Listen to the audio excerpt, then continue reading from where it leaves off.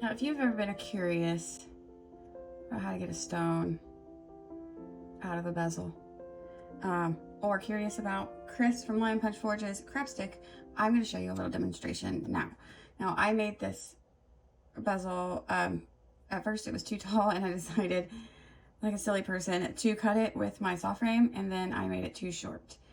And then I thought maybe I'd just test it out and see if it would work out, and clearly it has on this one little section, but now I really do need to restart it and do it all over again because I didn't file anything or do anything like that. And I took the brass pusher from Chris to try to push it out of the back, and I just can't get it out of there. And all I did was push this little section right here down with my hammer hand piece. So I'm going to use this little beauty here and try to get that little guy out of there so that I can use it. Let's see. I'm just gonna like hold it down with my 2 fingers. Stick that little edge in there. Just kind of wiggle it up. It is moving, for sure. I'm pretty certain that nothing is happening to my stone. We will find out, obviously, when I'm done. Okay. I think that should be good enough. The rest of it isn't even put down.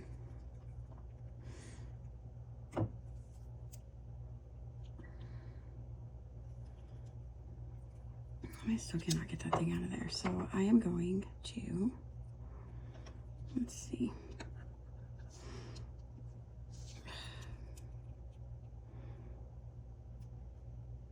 I'm gonna use this like a crowbar in a way. There we go. So there's a bunch of little different edges on here that you can use for all different kinds of things. And in this video, I'm going to show you a bunch of different ways to use it. First, we tried this way, which didn't really work for that section, but I will say, and I will demonstrate it in a little bit, it did work for this guy.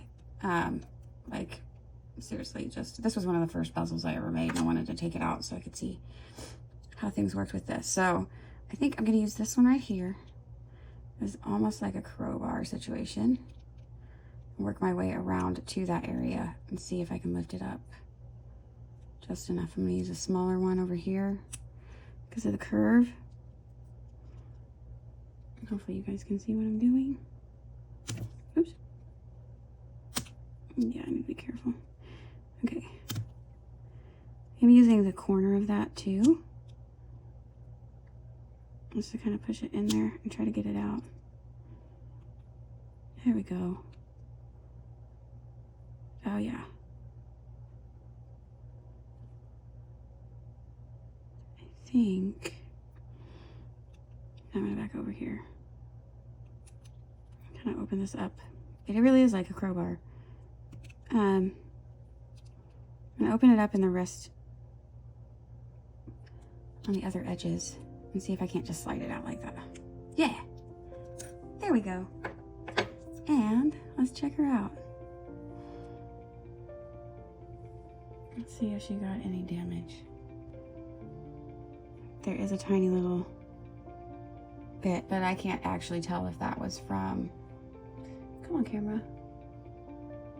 You see that right there? That little divot on the very edge. I can't tell if that was from the craft stick or if it was already there. I can't remember. But yeah, there's one. Since I've already recording, I'm gonna grab another one and we'll do it. This is also one of my first bezels I ever did. It's huge. It's what?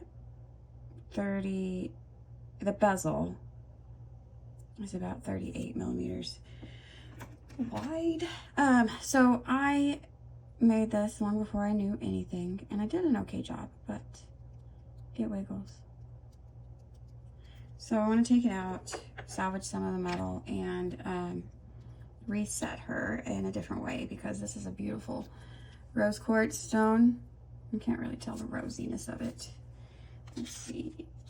Dirty piece of paper, why not? So, beautiful little rose quartz. I like it when it's just see-through. It's just so beautiful. Anyway, I don't want to mess it up. So I'm going to stick this in here. And look at that already. Because it's so thin. It's just like butter. Look at that. That's beautiful. And I don't even have to do the whole thing, I don't think. I'm going to do this half. And thank God, since this quartz is a little stronger than other stones, but I did not scratch that little sandstone at all. And come back over here, pull this guy up. There we go. Oh my goodness, that is beautiful. I used to try to cut these out with my saw frame. Right after I first started, that's what I mean, look, and it's like actually cutting the whole thing. Like, look at that. And that's probably just because I did file it way down. And I think this is a 30 gauge strip. Okay, let's see. Nope, not yet. If I forced it, I could. I'm just gonna open it all the way. Oops, sorry guys. So I'm just sticking that in there. I wonder.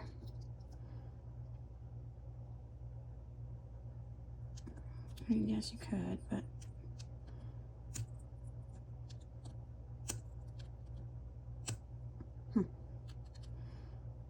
anyway.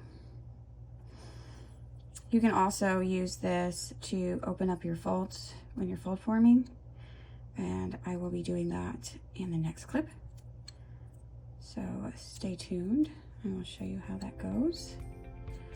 There are so many different ways you can use this tool, and it's beautiful. Look how shiny. But check that out. Now I have my beautiful cap back, and I really truly could just like follow this down and use it for something else, but I can cut this off and get the solder out of there and melt it down and use it for something else, which is awesome. But look, now I got my beautiful stone back, all nice and beautiful. You can also use it to lift prongs. I don't have one of those ready just yet.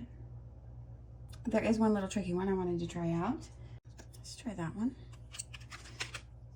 Also, this one has a closed back, and I don't even remember what I used. Maybe pliers to stick down in the edges there to get it out, and I still could not get it out for the life of me. And this little stone is beautiful. Like pretty, pretty blues in there. And I want it back. And I think I could probably already drop it out of there now. Oops, careful. But look, no scratches.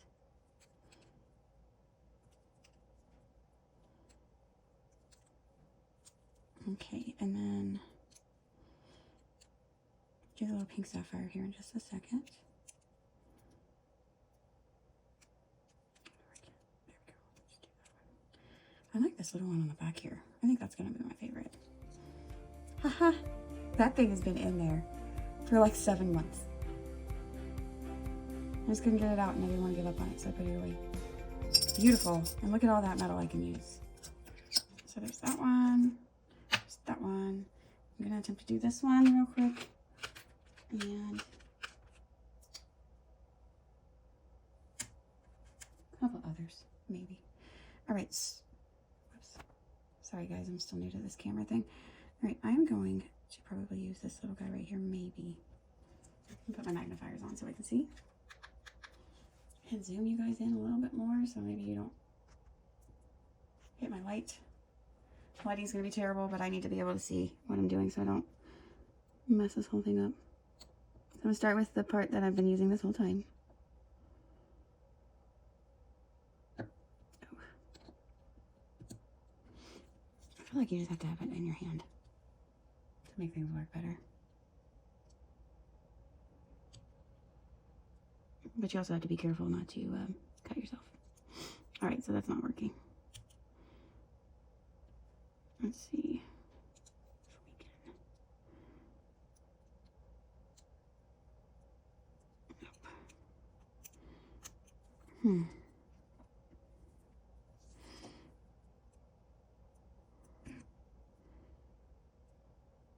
Nope. I'm just gonna have to keep trying with this one.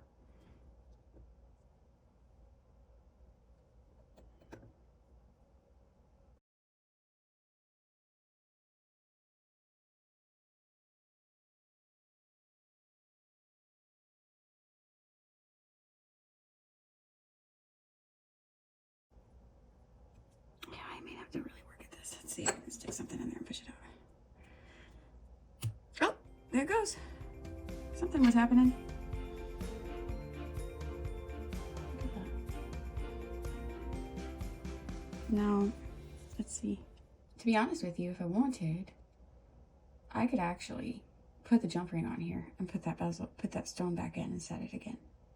Because there's literally nothing wrong with this. Like, aside from the fact that I messed it up when I was, like, actually cutting it and stuff. But I could probably reset that. Maybe I will, just to see if it can be done. Okay, there's that one. Hi, everybody. So I've been sick with the virus that must not be named for some time, and I am finally feeling so much better. So I thought I would finish this video on the crap stick. It is Cabochon Reclamation and Pry crap stick. This little section right here is for opening bottles, like your soda bottles or beer bottles, if that's what you partake in.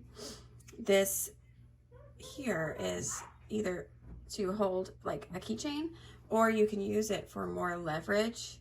You can put a rod in there and use it as like a leverage point. So like, this is obviously not a rod, but you would use it like this, hold on to it and pry. But today I am going to show you guys how it is used with fold forming. I've got my 24 gauge copper here. I'm gonna cut it.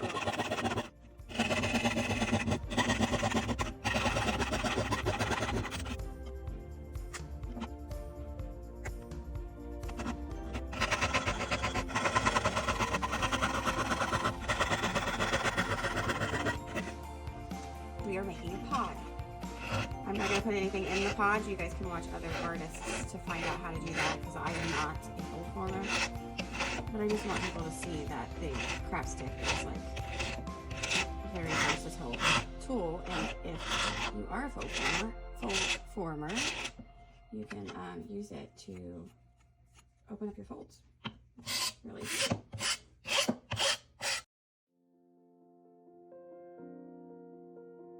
Okay, here's my vise. I've got 2 pieces of copper that aren't long enough for this, obviously, but it should help at least a little. I'm going to hit it this way. I'm going to line it up to where it's holding it mostly on that line, because it's not going to be perfect, because I am a person. It's not going to be perfect because we're putting it in a vise. That's why it's not going to be perfect. All right. But we can adjust things afterwards. So holding on to it really tight with that vise there. And I am going to take my nylon mallet and just hit it on the side there so that it starts that fold for me. And when I take it out, I can finish it on my, oops, that thing's falling. When I take it out, I can finish it on my block.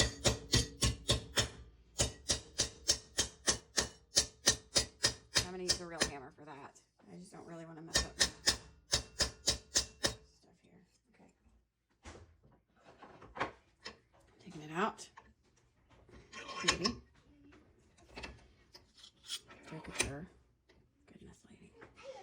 Alright, so I'm gonna squeeze it. See, that's not. I knew it was gonna be lined up right. Look at that, y'all. That's silly. Anyway, just a second. I'll move you over again. Show you my block. I just got this block. It's a 6x6 inch block, and I absolutely adore it. It is beautiful. And also, I just got this blanishing hammer.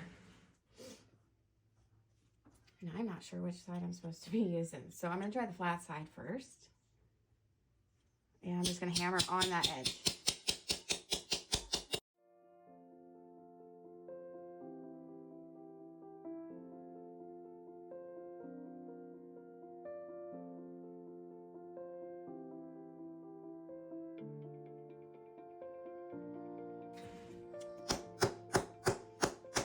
I got this beast for a steal of a deal at Micro Tools, guys.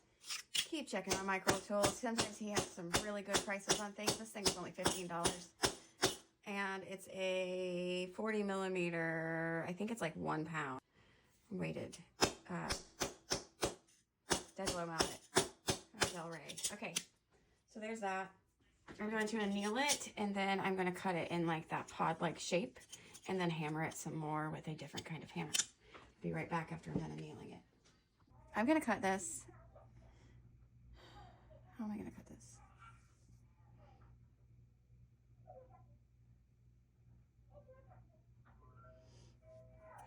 I think I need to do it like this. Okay, if I can draw a straight line, that would be great, but apparently not. All right, so I'm going to do it like this. Maybe my marker will work. Something like that. And then I'm going to hammer those edges.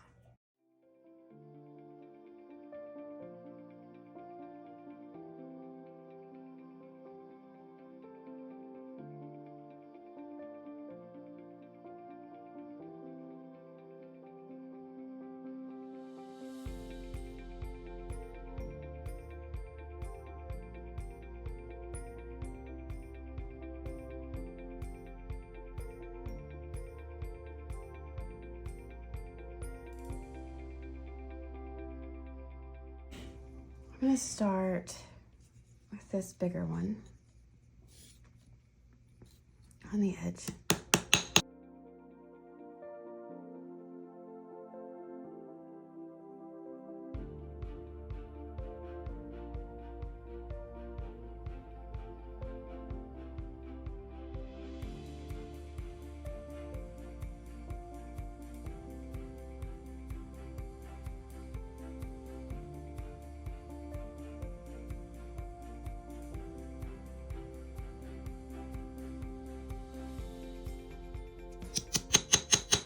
Anyway, okay, so there's our pod, and look, y'all, I cannot open this.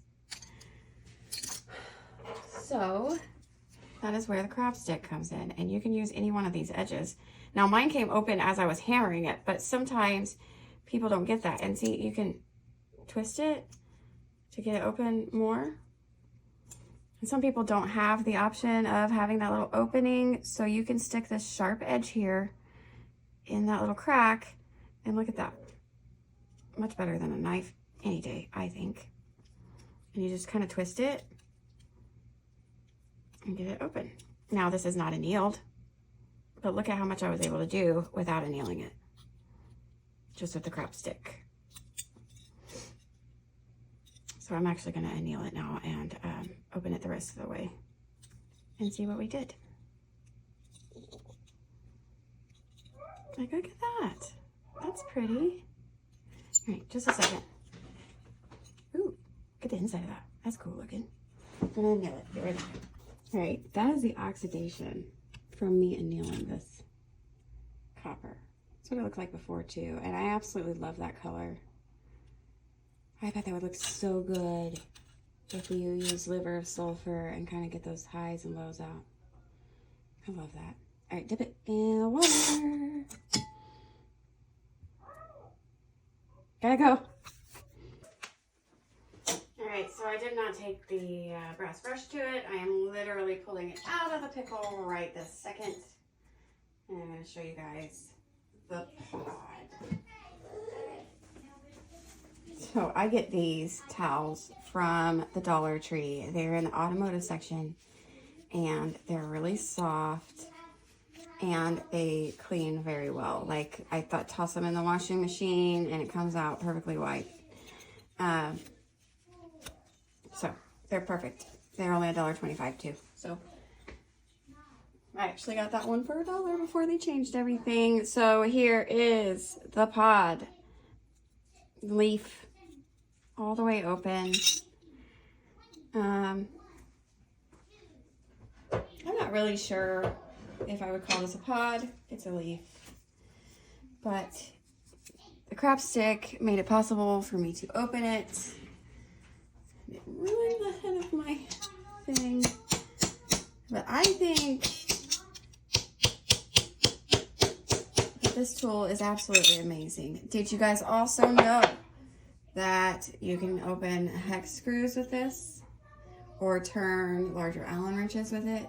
I think I've got, this is the Allen wrench that goes into my vise, or my ball vise, and it fits perfectly. So if at any point in time you lost the handle for some kind of crazy reason, or you know, you could use that for that. But I think it's absolutely amazing, and I want to say thank you to Chris for giving me this opportunity to make this video for you guys. Oh, one last thing. You can use this to bend your wires as well. So this little section right here, this is just a piece of 20 gauge wire. You can fit larger wire in there, but it's a perfect little 90-degree bend. Look at that. I'm not actually sure how wide it is, but if you,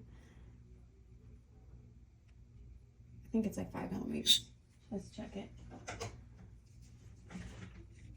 It's just something, another thing that Chris put in there to help you out. It's 5 millimeters wide. So if you had a need for something like that, you can use it for that.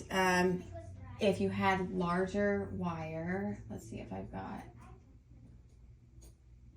it would make it easier to bend it. I don't have larger wire, but I've got this piece of 18 gauge sheet that I cut off that we can bend. And like, look at that. Beautiful. I pushed it a little too far. But, you know, a little 90-degree bend there. All of these little bits are really useful for opening up bezels, as you've seen. If you have any questions, leave them in the comments below. Like and subscribe for more, because I'm going to be doing a video about the pick and the tie tweezies later. These tie tweezies are absolutely amazing, and I love them for using on earring posts, like for soldering earring posts on, because you can leave them like that and then you can still pick them up afterwards.